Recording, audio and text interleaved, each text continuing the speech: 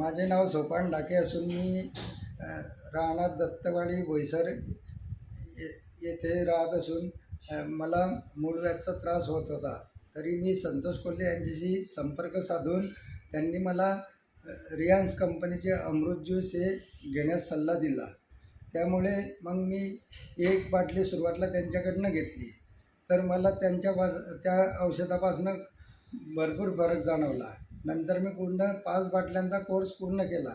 त्यामुळे माझा मूळव्याध हा पूर्ण नाहीसा झालेला आहे.